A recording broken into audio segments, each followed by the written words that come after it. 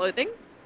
Well, Len will probably say more about this in a second, but it's not only about the outfits. It's also about the architecture, about the foliage that you see in Latin.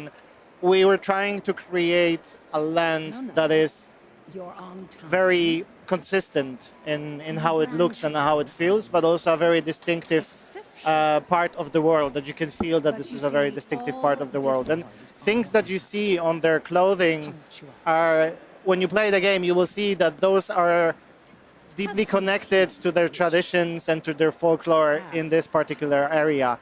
But yeah, I won't take more of your time. Len, you have more to say about the patterns and all the hard work that went into designing this clothes. I dare say it runs both ways.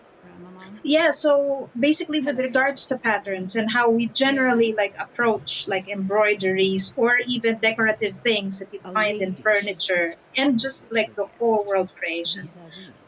If you look back to several different cultures, they usually reference stuff that they see, whether it's in nature, whether it's in their trade, and reflect it into their art.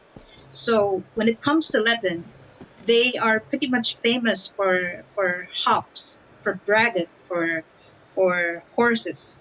And all of these are pretty much brought back into the artistry that you will find in, pretty much furniture, clothes, and it keeps the world consistent this way. Yeah, even if you notice, her chair, there are hops cones behind her, Wow. So many details. Yeah. So many cool details. How did you actually ensure that the characters and the whole world feels really authentic to the entire Witcher universe? Because we had Velen before, we had Toussaint, and now we're in Latin, right? Completely different, new word to everyone. So how are you guys making sure it all feels connected and right? Well, it's obviously hard, it's obviously the effect of hard work of many.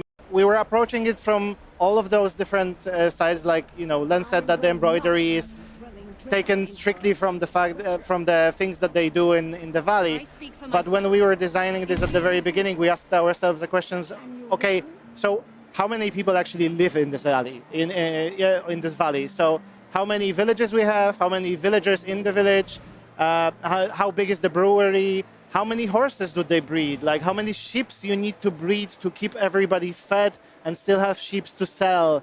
And from those very mundane, everyday questions came the picture that you see on the screen, because the devil is in the details, right? And if you put your mind and eye to such detail and your attention to it, the longer you work on it, the more details appear in your art and in your quests, in your dialogues, and in the characters themselves.